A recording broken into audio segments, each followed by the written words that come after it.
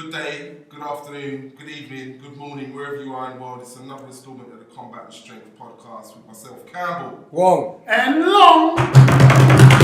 Welcome. Big things. Sorry, mate.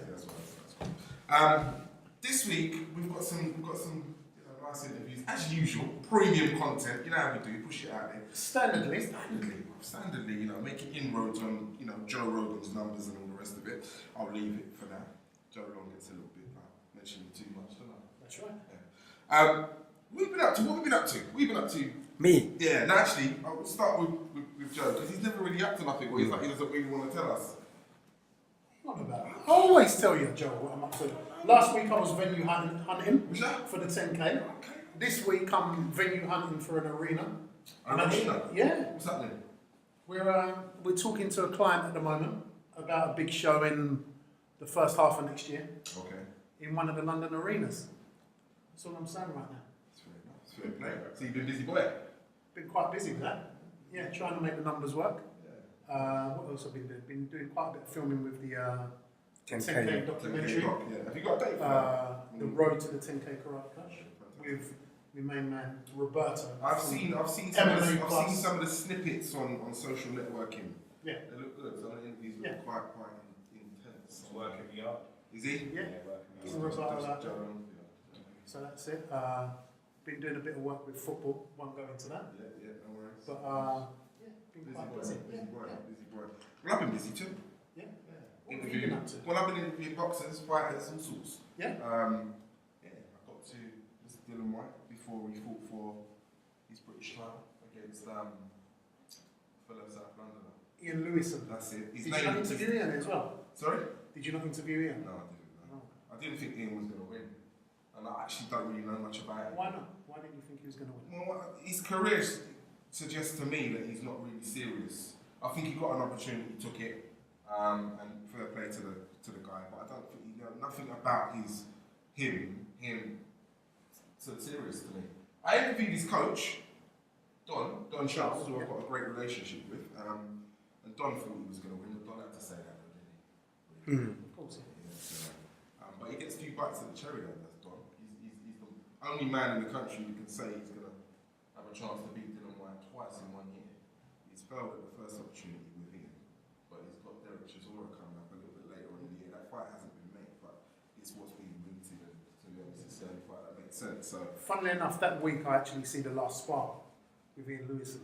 okay. With Derek Chisora. Oh, right, okay. And with Tom Little. Right. So I was He was privy to the behind the scenes. I was privy to the behind the scenes. Don said to me, "Come up.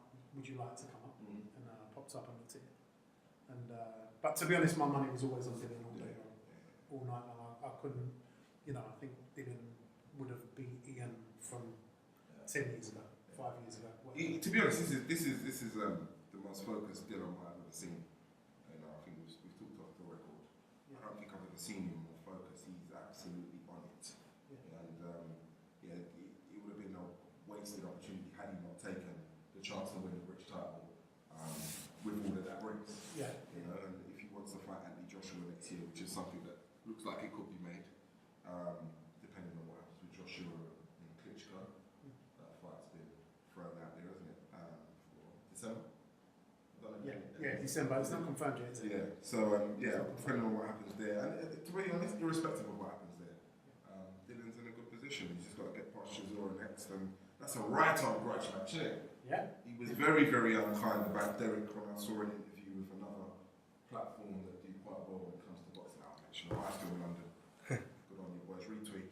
What numbers have they? How many subscribers they got? I don't know about subscribers, but last I checked, they've done like 100 million views, something like that. 100 million, that's a lot. Really? In the short time that they've been around. So they've got nowhere near as many subscribers as you, Wongy, have they? Like, compared to you, they're like minnows. New babies. New. They've got a lot of subscribers, don't they? I don't know about 100 odd thousand. Nothing like you. Yeah. You're doing much better. What have you been up to, Wong? Me? What me and Joe have been up to? What have you been up to, mate? Educate people on water. Okay. And stuff like that. So, yeah. What's wrong with the water now, Wong?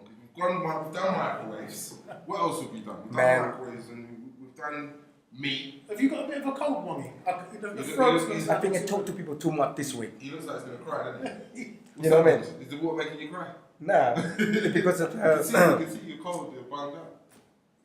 not bung up because I talked too much today with all these people, and some people I need to fucking smack their face. I need to shout at them on the phone. That's why my voice gone, do my head in. Tell us about the water, Wong. What's the This water nowadays, shit, man.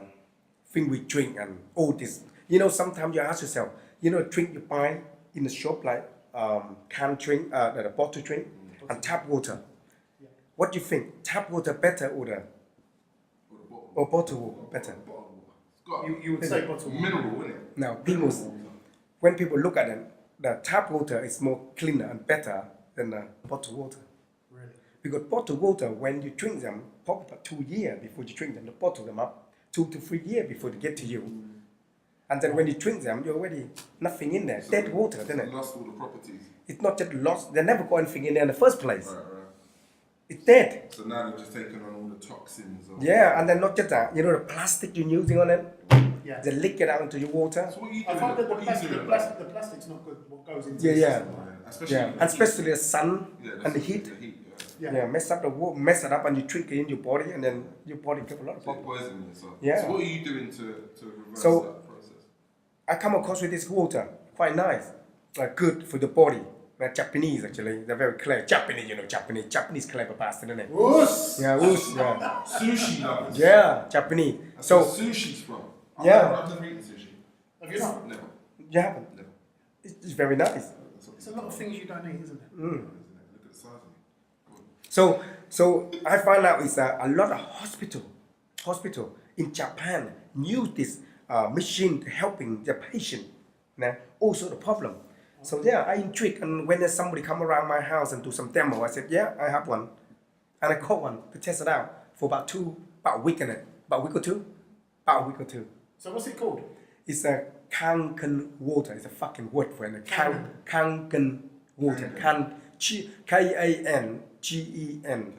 Kangen water. Yeah. Right, okay. And it's interesting because a lot of people using it. I didn't know it all. You know, a lot of people like Bill Gates using them, and all this celebrity using them, and everybody else's. And So that's like the big secret then, isn't it? sort of, because what it does to outline your body, it helps you to pH your body properly. So then your body, balance your body, the pH. I don't know much about all the term and take all the shit because I just, when he came along showed me, I said, yeah, that's good. I bought them and I said, I didn't ask much question. But when it showed me all these people using them, I thought, damn, How long have you been using it? about over the week now. You feel difference? Yeah, it's a big Is it difference. called Yeah. cold? I don't know. Yeah, you've got a cold. Do you think that's your body I balancing? think Flushing out I think all the of problem is because shit. I don't have illness for fuck know how many years, you know, at least so long, at least about 10, 15 years. I don't ill. Right. So probably this water probably do that detoxing. Change. Yeah, they're detoxing my body. So that's why it's you feel like the sound gone that bit weird because I talk too much. But it nothing. Your body's the same. You normally I feel ache and pain, but it don't, and it's just to fucking wonder. Yeah. We'll have to get a demo. Yeah. Can we get the guy to do a demo? I get some to show them a demo next time. Yeah. You were intrigued. You were for what the fuck? Yeah, you were intrigued. I intrigued. You will think, what the fuck? What Yeah. we got going on in this show, Mr. Campbell? Well, Tell this us. week, mate, let's talk about UFC to kick things off in Manchester. Because we had our only champion defend his title for the first time, Michael Bisping. He was meant to be on the show this week. But rumour has it he's not been in a coherent state to come on and talk about his victory. It's been tricky. Yes, yeah. Has he? Is he I don't- ridiculous? Apparently, that's the shout. It's ridiculous, He's man. been on You know what I heard? True professional. Listen, mate, when you Celebrate your win properly, Michael. Michael is known for celebrating. That's fair enough. So it's all good. They work hard, man. They work hard. Yeah, no. It's a shame. It's a shame we couldn't get to him before the Think show. about it. What did I think of the show? The fight? I thought it was a great fight. I Did thought, you think that he won? of course he did. Of course he did, Tyrone. Of course he did. Do you not? No, I don't. Oh, Campbell, please. I don't. Now seriously, if that fight is in Dan Henderson's backyard with Dan Henderson's fans around the judges, they don't even need to be around the stadium. Because that result goes with Dan Henderson. he fought a lot of flipping fucking punch, didn't He he? did. He That's why he won it invariably. But think about it now. Look at his face. He decorated proper, isn't he? I mean, if you talk about, he's been decorated properly, didn't he? I mean, he definitely got decorated. He got decorated. Mike, what did you get you in there, mate? You got to talk to Michael about his choice of words, but yeah, he didn't look the prettiest, did he? He didn't look the prettiest. I mean, Henderson looked quite pretty. He looked alright. Yeah. He didn't look like he'd been through the but, spray. but the amount of strikes. I mean, Michael's renowned for his work rate, his tempo. You know, he out punched him, he out kicked him. Mate, all I'm saying to you is that's 2 close calls on home soil for Michael Bisping. Now, did you see the statistics with Silva? Yeah, I'm just saying, innit, if it goes a little longer, the stats or no stats, the flying knee, then he done it. I'm just saying, it was a close one. But he didn't. I'm just saying. It was close. It was close. There's 2 decisions on home soil that have been really close. Mike, love you Bisping, really do. Represent a story that, you common man can relate to. You know what I mean? And I think your journey's fantastic. Love it that your time is now. You've got the belt and we're sick, but you're a lucky fuck, mate. He is, Joe. Don't know what you say. Let's take it up with him in a few weeks' time. Definitely. And ask him directly. I will. I want to see you ask him directly. I will, but I'm going to directly behind you. Is it? You know what I'm saying? Because you're the only one that can really do it. So what your grand game's like. So Michael. Mike's let us down, basically. Yeah, he has. But Who we've got another person in the shape of Jimi Manuwa, who's on the show. The postman. Yeah, the poster boy. Yeah, what do you call him? Why? The postman. Why? He does deliver, though. He does deliver. He delivered on the weekend, didn't he? Why you call him the postman? No, we was at a boxing show once, and this guy come up to me and he was like, "Are you with the postman over there?" I was like, "No, it's not the postman, it's the poster boy." Oh. So we have a running joke, it's the postman. But we've got the postman, the poster boy. We've got the poster boy. We've also got Chris Kongo, a young up-and-coming fighter who apparently no one wants to fight. He's finding it difficult to make that transition from amateur to professional. Well, he's made the transition, hasn't Well, he? yes, but it's finding it difficult to get, they like to have about 55 fights in the first year. Yeah. And no one wants to fight him. No one wants to fight him. Yeah. He's former GB, and then he's turned pro. He's fighting this Saturday at York Hall on Dove Box Promotions. And is that Tommy Dove? Tommy Dove. And there's a lot of people talking about this Congo, and I got a feeling he's going to be one to watch. Really special. He's a welterweight for those who don't know. Go and do your research before the interview comes on if you like. But we think that he's going to be a name, a star in the future. He didn't really do much at amateur level for me. Didn't really. Yeah, I think I won't go into that, but I just think these amateur fighters can do a lot more to get their name out there. Because they just seem to be in the system and just do what they're told, and you turn pro and then there's no fan base. Well, he's doing stuff now because I think he sold about 240 tickets to his first fight. Congratulations. So a little Dickie Bird told me. Well, social network is working for you. Yeah. That's good. If you can turn social networking fans into actual punters and bums on seats, that's a phenomenon you don't really see too often. Should we get on the phone? We should actually. Should we get him on the But phone? first, let's go on. Talk more. Yeah, no, I want to get him on the phone. Can we get Jimmy on the phone first? Whatever. We've got choices. Like, see, this is how we got it. What do you reckon, Rob? Who we having first? Rob, go on, mate. You decide this week. Who we having up first? Toss up imaginary coin. Toss one, mate. Heads or tails? Tails it is. Heads. For who? Who are you going for? Listen, Jimmy. Tails never fails. See, there you go. We'll go for Jimmy first. Just talk to the poster boy. Get him on the phone, Rob. This is the Combat and Strength podcast with me, Campbell, Wong and Long. Tune in every week for all things fighting and fitness, combat and strength. Wuss. Right, Jimmy. Fresh from victory in Manchester. I'm gonna be honest here, Jimmy. I called the police, mate. No, I did. I called him. I said, listen, I don't know if you've heard, but there's been an assault. Someone's been done over. He's a tourist. He's over here from America. He didn't know where he was walking. It was Manchester, 4 o'clock in the morning, and he's quivering in a cage. I think I know who done it. I G'd you up, Jimmy. I G'd you up, son. Bruv, knockout of the night. You got to be over the moon. Have you come down yet? Yeah, I've come down. I'm thinking about my next fight as it goes, and I go back into training tomorrow. Is to tick over, and I'm trying to not get caught up in the whole celebration thing, and I'm trying to get straight back in the gym and keep the momentum going. I mean, you seemed like you was in a different place approaching this fight. It seemed like you was really, really focused on pulling it all together. Before we done this interview, I was talking to Joe and I said to him, listen, I think that was his best performance to date. And obviously as a fighter, you probably want every fight you have to be your best performance to date. It hasn't always worked out for you in that respect. But would you say it all came together on Saturday night? Yeah, it all came together. You know what? In the weeks leading up to it, I felt so great. I've approached my training in a different way, and I've done a lot of strength work, and everything's just come together. OSP, mate, he lost to John Jones. So the fact that you've beaten him as well, that's got to be a feather in your cap. You've got to take take something from that. Yeah, definitely. But every fight's different, and he took John Jones to a decision, and I've done him in the second round. So goes time to say about my finishing skills and my finishing power and stuff. But it's not.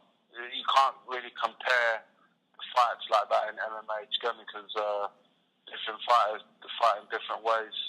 I hear fighters say that all the time. You know what I mean? You lot might say that, but I'm going to compare a minute. Because John Jones was meant to be some great Don. And, you just showed everybody that, maybe it's not that. How about that? How about that, though? You know what I mean? Well, I hit a lot harder than John Jones, and so all it takes is one shot from me to put your lights out, put it that way. Say no more. I mean, when it comes to taking one shot, what was particularly impressive with that fight, and I think most people have picked up on this, was the calm, particular nature in which you dismantled OSP. You didn't get carried away when you banged him over the first time. You picked your shots. You were calm. Was that all part of your preparation? Making sure that once the opportunity came, you made sure you took it. Yeah, that's how I fight, because when you've got knockout power, you just have to catch him with one. So there's no use in trying to rush in and smother your work and stuff. Do you get me? So I just got to keep my space and catch him with that one. If one don't hit, if one misses or whatever, I just stay calm, keep jabbing, and the next big one I hit him, and that's what happens. How was the camp, man? I mean, because you obviously was training with Gustafsson. You guys have had history. I suppose there was a lot to learn there. It looks like you really benefited from that. Tell me about the different things that you did in preparation for this fight.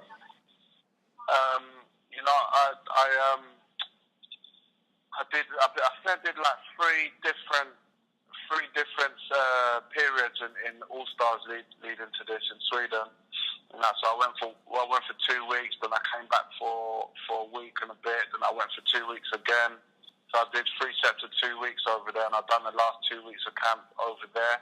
Then I came back for fight week, and before that I was working a lot on my strength work with Andy and Dave at Bout's Gym in Wimbledon, and made the transformation to my body and my strength and that they've given me is great, and they worked with me a lot and got my strength back, because I think when I first came to UFC and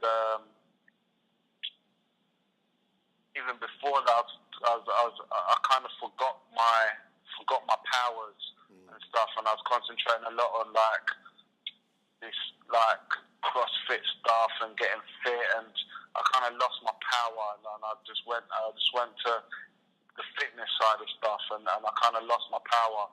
So Dave Van Gas, kind of as an ex-fighter as well, and he's seen me since I started as well. He knows me since I started fighting.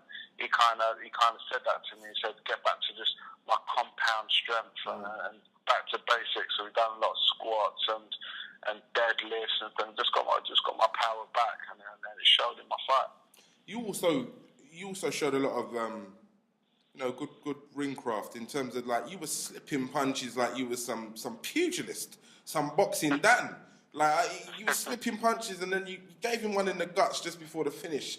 And I was like, oh, like, you're really looking quite slick in there. Like, tell me about the boxing, because you touched on it, I think, in the press conference. You've been doing a lot of that. Was that because you knew you was going to go in there and box more than be on the ground, or was it just a case of that's probably what was gonna finish the fight?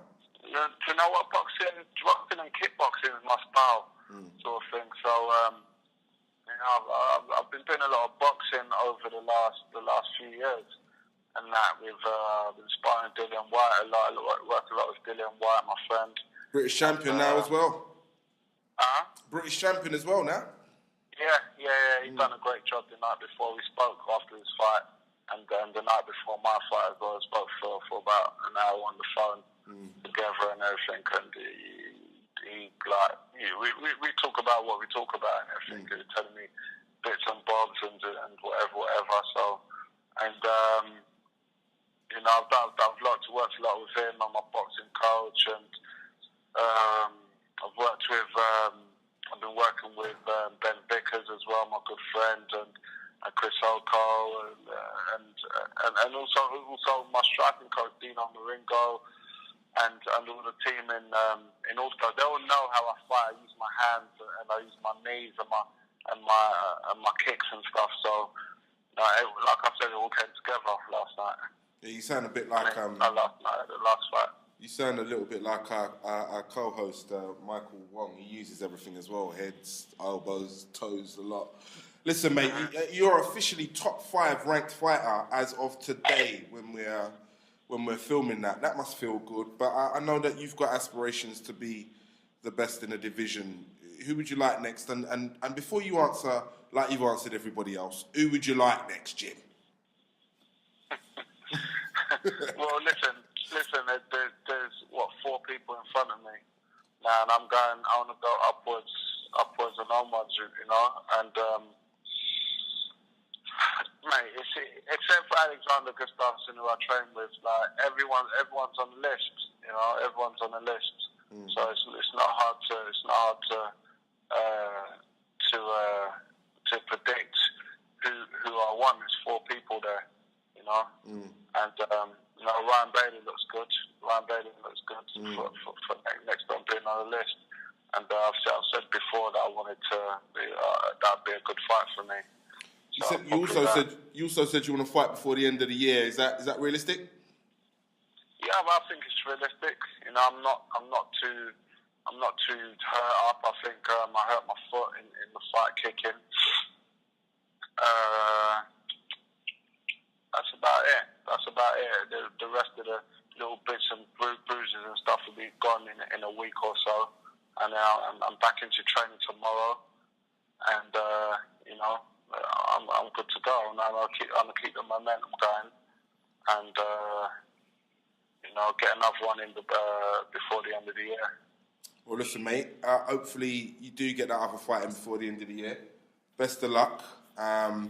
Because I want to see you fight Daniel Cormier, because I don't really think he's got anything for you. It's a good knockout, man. Yeah, he's a great knockout, man. I don't, Jim. I don't think he's got nothing for you. Do you know what? Cormier's a great guy, but he's very good at wrestling. He's very good at wrestling and making it. But listen, if I catch him, he's going to sleep. Yeah, I believe you. I believe you. Dana, make the fight, son. I think that'd be a great fight. That'd definitely be a great fight. It's got to work a lot on my wrestling and defense and stuff like that. But at the end of the day, it's a fight, you know, and anything can happen. And I'm not going to concentrate on his wrestling too much. I'm going to concentrate on my game, and that's putting people to sleep. Yeah, I agree. I think a lot of people had a lot to say because you didn't fight how they thought you would fight in the first round against OSP, and then second round it looked more like Jimmy. But I was glad to see that you had all of those things in your arsenal. You know, you could mix it on the ground. You looked good. You was kicking. I mean, there's even one time you jumped in with an elbow, mate, and I was like, he's doing everything. You know what I mean? So for me, I think that was a positive showing. And if you do get Ryan Bader next, I think that'll be another W for you. No fight's easy from now on. Everybody knows that. But I think you're in prime position to challenge for that title, mate. And I hope you get it, because you know it'd be nice to have another British champion. Definitely, 100%, man. Definitely. Well, listen, thanks for your time. It'd be good to get you on the show one day. You know, because we've had a few people on the, who have promised to come in the actual studio, so maybe that could be something we sort out later on in the year. We'll see. Yeah, definitely, 100%, man. Thanks for having no me. worries, man. And Thanks good for your luck with the show. Thanks a lot. Appreciate that. Cheers, Jimmy. Take care, man. Take it easy, bro. This is the Combat and Strength podcast with me, Campbell, Wong And Long. Tune in every week for all things fighting and fitness, combat and strength. Wuss. Thanks for, you know, choosing combat and strength, Chris. You know, I'm hearing big things about you. You're already a bit of a name, and I'm understand. Well, the way I understand things, no one really wants to fight you, mate. Let alone this William. Is it William Warburton this weekend? William Warburton, yeah. Tell me a little bit about the opponent and how your preparation's gone, and for those who don't know, what's the journey been like for Chris Kongo? Well, the journey so far has been great. Leading up to my pro debut, I had loads of support come out. I fought the durable Jason Nesbitt, who has took a lot of prospects to distance, and I literally basically wiped him out in the first round. I don't think he wanted to know after he felt my power. But leading up to the second fight with William Warburton, we've been training. We've only had a week, let's say a week after my debut. Had a week off, come back in the gym training for the next bout. So we're ready. We're all ready. You're a welterweight, sir. Yeah. And you know, a division that we've got champions in, or a champion at least. Tell me about your aspirations, you know, in the next couple of years. You obviously want to be amongst those greats, those title winners. How do you see it going over the next couple of years? Well, as long as I keep on working hard and grafting, which I 100% will, I don't see why not I can go for the belts, let's say in the next year or two. So hopefully we can try get a title for next year, this time next year. So win a title within a year of being a pro, which will be a great achievement, and then move on to the big titles, whatever's there. I'm coming for, man. Tell me about how you got into the sport, Chris. Was it always something you were destined to do? Did mummy and daddy coerce you into it? What did you have to defend yourself on the street? What was it? No, in terms of boxing, my two brothers started before me, Obed and Elvis. They basically paved the way for me to come through. So I was just basically a young, energetic kid running around in the. I used to box for Fisher Amateur Boxing Club, just running around in the youth centre, and I just end up going up to their boxing gym here and there, playing around. And they said I had too much energy that I had to start training. So I started training, and ever then I just loved it since. And one thing I can say is definitely kept me away from any negative stuff being on the streets or whatever it is, drugs, whatever. It still led me to be here. So yeah. How would you assess your amateur career? Because yours wasn't a name that rang out, but yet, as we all know, you put some bums on seats for that last fight. So how have you managed to create that fan base, given that not too many people probably were aware of your amateur career? Well, I'll say the best thing was promotion and social media. I got a team. We built a team. Me and a few of my mates, known as Whole Nine Management, and we just started plugging away anywhere and everywhere we could do it. That's in terms of radios, newspapers, podcasts, like one we're on now, and just anywhere and everywhere we could do it. And also because I'm quite known around the area in terms of boxing, everybody knows, people call me Boxer Chris, people call me Jabba, so around the area I'm well known to be the local fighter, because we all grew up around each other. I'll say I grew up around a lot of people. That's in terms of streets, in terms of being in the streets. I wouldn't say I was involved, but I was around it. But what's so good is it always led me away from it. Boxing always led me away. And even in school, everybody knew I was a boxer. I was the kid not to mess with. So not like that, but I was a good kid, and you don't really want to mess around with him. So yeah. What's your strength, Chris? You know, if you were to sum it up, what would be your strength in the ring? My strengths in terms of boxing. Yeah. That's only for people who's coming out Saturday night to see. I don't really say my strengths like that, you know. You see nowadays what it is, fighters, they put up their best fights on YouTube and all that. And one of my corner coaches, James Cook, he actually said if he was a fighter now, he'll be beating everybody. And I said, what do you mean he'll be beating everybody? He said, yeah, he'll just go on Facebook, YouTube, everything, and check out all your styles, and he'll come in and beat it. So in terms of that, I don't really want to say much. If you're there Saturday, we'll see. Do you talk to me about some of the champions in the division? Who inspires you the most, or if it's not one of those champions, who's inspired your boxing career beyond your family, beyond your brothers and your coaches and stuff? Which pugilist would you look at and think, yeah, you know what, I like the way they've done it. I'd like to emulate that and maybe even surpass some of those achievements. Well, you look at the likes of people like coming from Britain, people like Kell Brook, Amir Khan, they've made a big name for themselves in the UK as welterweights. So if anything, I would like to surpass people like that, and obviously go out to America, be champions, bring the belt back to the UK, and just things like that, really. What do you do away from the ring, Chris? What do you do to break it up to make sure that there's a balance with life? Well, not much really. you eat, sleep, and shit boxing, yeah? I'm a full-time boxer at the moment, so I dedicate my life to the sport. And when you say dedicate your life, how long do you see yourself doing it? Is it something you reckon you could be in for another 10 years, or are you the type of person that wants to Conor McGregor it, come in, make as much money as possible, and get out with your faculties in check? Well, that's pretty much the aim, because there is nothing else after boxing if you think about it. So that will definitely be the aim, but like I said, I don't know. Time will tell. You're training. Where are you training at the moment? You're with Ted Bammy, is that right? Yeah, I'm training. Ted Bammy's my coach. We're up here at Girls Gym, literally Monday to Friday. Talk to me about the influence of those coaches. The coaches I'm around at the moment are brilliant.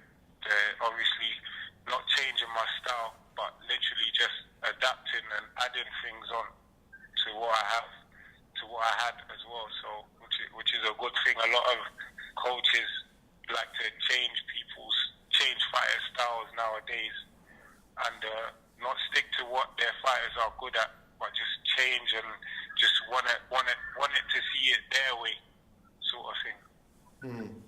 And is it a case you'd like to be busy in terms of? I see you're on, the Tommy Dove promotions, Dove Box promotions. Would you like to be as busy fighting every other month? Is that the aim over the next? Yeah, 100%. I'm trying to get out literally every month or two. Because possible. One of the difficulties with that is, Tommy said it's hard to match you up with other fighters because no one wants to share a ring with you. Is that frustrating from your point of view? Nah, it's for me. I always say timing is everything. And patience. I'm a patient person, so whoever comes in, I'm ready to take the challenge, regardless. Okay, all right. Well, you got 4 rounds against Mr. Warburton this weekend. I'm sure you're not looking to go the whole 4 rounds. Early stoppage prediction? Well, I'm not predicting anything at the moment, but not even the win, Chris. I got. 100%. Oh, I was going to say so. Definitely, I'm coming to win. I've got a few tricks up my sleeve that a lot of these prospects against William Warburton are not doing. What they're doing is trying to look for the big knockout against William Warburton, and he's pretty much like he's a good mover if you think about it. But a lot of them are making so much mistakes, and me, I'm not looking to make them mistakes. All right. Well, listen, we wish you all the best. Thank you very much. Like I said, appreciate you coming on the podcast nice and early in your career.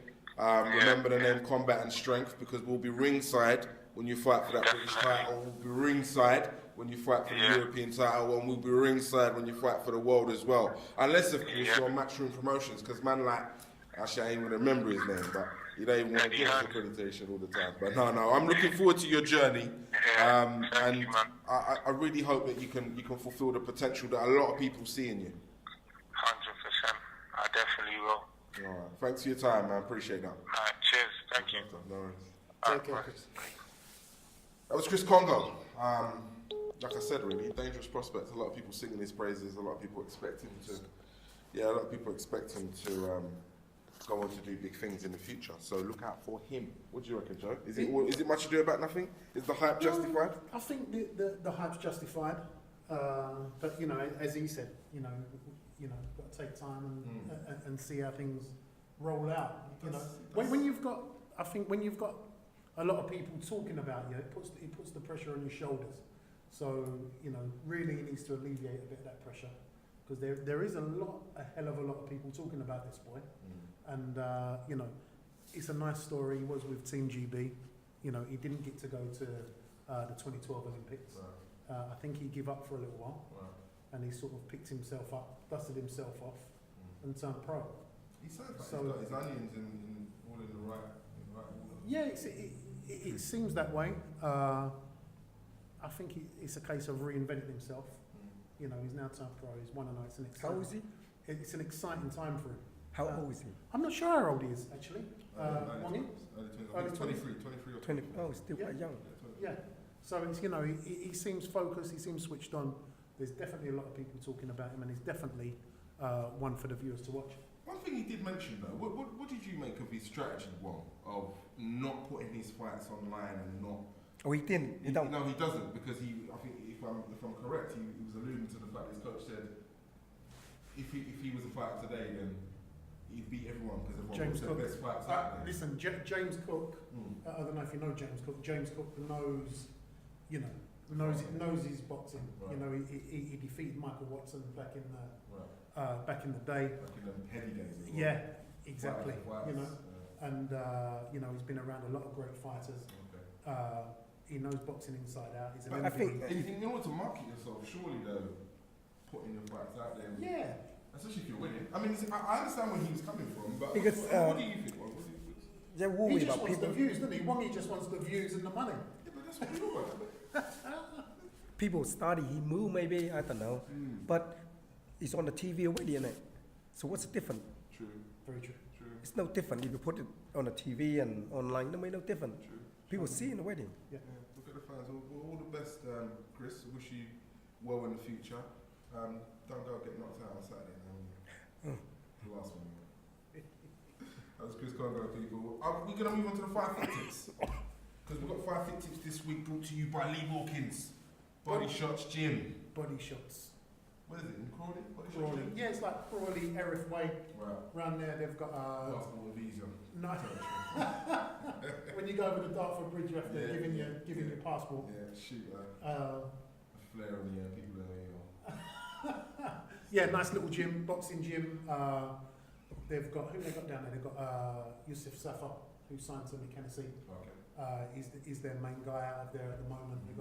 They've got loads of good amateurs coming through.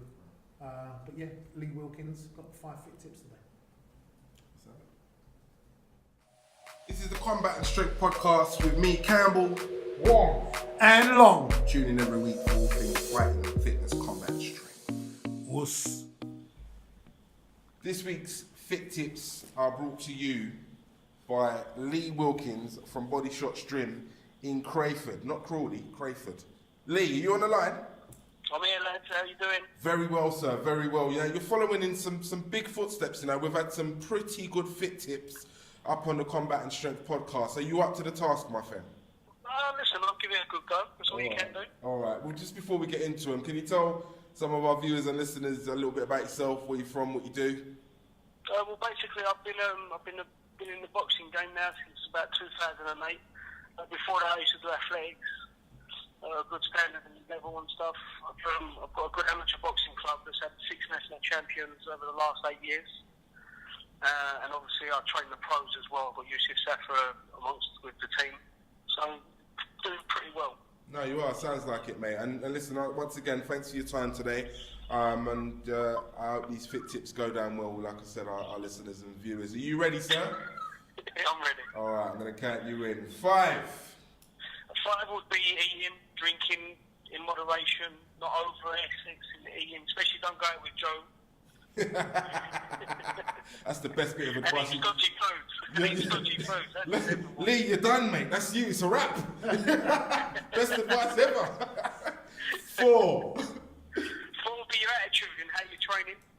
Don't ever come in with negative vibes. Always be positive. Things like that.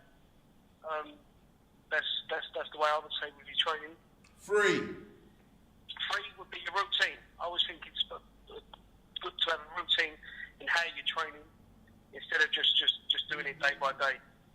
2. 2 would be, for me, would be doing the explosive training. So like sprints, track work, anything that's high moderation in training. If you're gonna take it to get fit.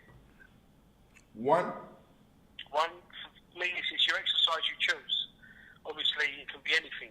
So that's the way I would look at it. Me, obviously, being a boxing trainer, I would say boxing is your best tip to get fit. Thanks for those fit tips, Lee. Really appreciate them. Where can people No problem. find out about you or more about what you do? We're all over the gaff on Facebook. Always give Joe a shout out, and you'll see us around here, there, and everywhere. It's one of them ones. We ain't going nowhere. All right, brilliant. Listen, like I said, I really appreciate you coming on the show. No worries, and know that you love Take care, Joe. Lovely. Cheers, Lee. Thanks for that. Take care, buddy. That lovely plug, and we'll go out for a bite to eat soon. And the pea in the hand. No salt beef bagels, Joe. That's what it is, buddy. All right? Salt beef bagel. I'll see you down Brick Lane. Take it easy. Take care, Thanks. bye. That was Lee Wilkins with his 5 fit tips from Bodyshots Gym down in Crayford. And that's a wrap, that is. That is, we've changed it up a bit this week, haven't we? We have switched it up a little bit. Got a couple of more interviews in there than normal. Yeah. One extra. I can't believe that Bisping blew us out though. I can. I But mean, you're going to have it with him when we see each other. You are going to. I'm going to tell him what I think. He was lucky to win the fight. He was lucky to win the fight, wasn't he? Wongy don't believe. Rob, what do you reckon? Wongy don't agree with that. It was a clear win for Michael. Thank you, Rob. I think it Clear win for Bisping. give a lot of punching in it, a lot of attacking. So It's about volume. It's not volume. boxing. It's volume. Look, you've got a martial artist there telling you that you won. You've got someone that used to do martial arts telling him that you won, that knows a little bit. You've got a real MMA journalist, Seasoned MMA journalist. seasoned I'm not an MMA journalist, but MMA journalist telling you that Where are you then, mate? What? I just An work- attaché. I work in media. I wouldn't An say enigma. I'm a journalist because I'm a bit too reckless to be a journalist. True that. I'm a You know. journalist and I understand that. Yeah. I understand that. Okay. I get where you're coming from. Yeah, you're a new age journalist, isn't you? Yeah, I'm One of a those bit new too- ones. Now, Michael Bisping was lucky. I don't care what none of you say. All right? So what we got next week? And I'm glad he won. Don't get me wrong, but he was lucky. Next week, who we got? Ooh. Do you know that song? No. Do you know that song? Do you know that song? I think I know the song. What? Young M.A. Yes, I do. Ooh. I forget it, Joe. We'll see you next week, Yeah, people. we'll see. No. So before we go, tell them what's coming next week because I want them to tune in. We've got a very, very, very, very, very special guest. First one in the studio. In the studio, first studio guest. Yeah, very, very, very special guest by the name of Jimi McLean, who is the son of Lenny McLean, the governor. And if you don't know who that is, where you been? Where you been living? Where you been? So really, really tune in for that one. That one's a special one. First guest in the studio. A feather in our cap. We're taking combat and strength in all sorts of directions because it has no limits, no boundaries. And I think our viewers, listeners will like this one. To be honest with you. There's Great story. A lot of combat and a lot of strength in there Definitely. with his father. Definitely. Great history. Yeah, great history. Great history. So yeah, tune in for that next week. Fit tips as usual, and some other bits as well. So see you soon. Thanks for your support. Catch you then. Wuss. Us.